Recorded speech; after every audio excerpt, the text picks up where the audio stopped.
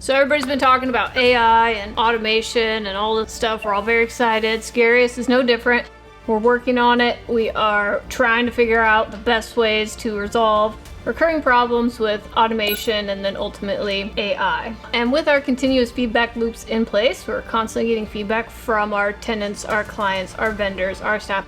Everybody's telling us how they are feeling, and we are really finding out exactly how people feel about AI generated emails, text message communication. Nobody likes it. In fact, we're finding such resistance to the automation that people are complaining or giving us feedback that they don't like our templated emails. They're actually sent by humans, but they're templates because we send them all the time. So we're actually retracting back a little bit and having our staff take the template and then tweak it a little bit so it has a little bit more of that human touch.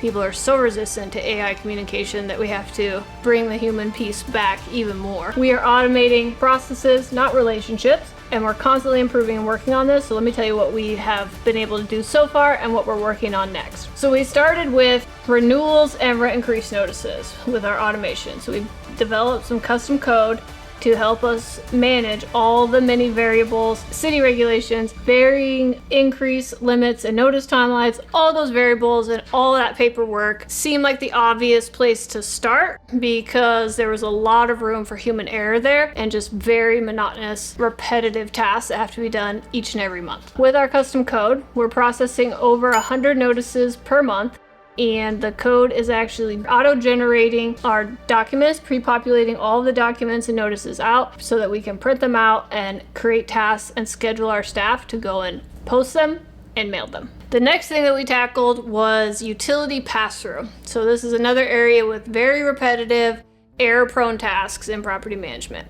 So we built our in-house software, custom code, stuff that handles those processes. So we now have the over 500 utility bills coming in, and they are scanned in, and then the custom code auto pulls based off the property settings and applies those charges to the tenant ledgers with consistent memos so that the tenants understand what they're being charged for and the owners are recovering 100% of their utility costs without any room for human error. Since we've been able to implement these two things, it's actually taken time off of our accounting staff and some of our admin support staff, which frees them up to, talk to people and actually communicate like humans. So our automation is to handle the repetitive paperwork, and our staff can handle those human interactions. We've done rent increases, renewal notices, utility pass-through has all been automated, and we're super excited about it. And the next project that we're working on literally right now, and we're also very excited, it's not implemented yet, but we're working on it, is developing code to automatically organize our portfolio by location and preventative maintenance needs. So we're feeding the system in with all of the most recent dates of roof and gutter cleaning, dryer vent cleaning, and HVAC servicing, and then we're grouping them by area.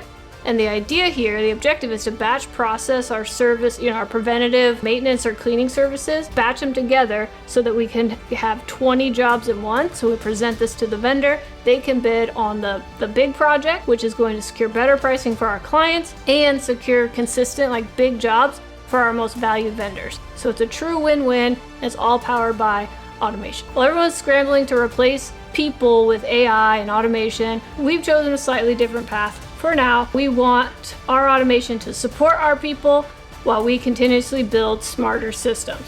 So we're letting the code handle the busy work, and our staff can focus on human relationships. So in other words, we want the humans to do the human things and the robots to do the robot thing. And this is for now. And like I said, we're constantly improving, and the world is moving so fast. By this time next year, we might have a different opinion on this, but for now, this is where we're at, and this is how Sagareus is using automation in 2025.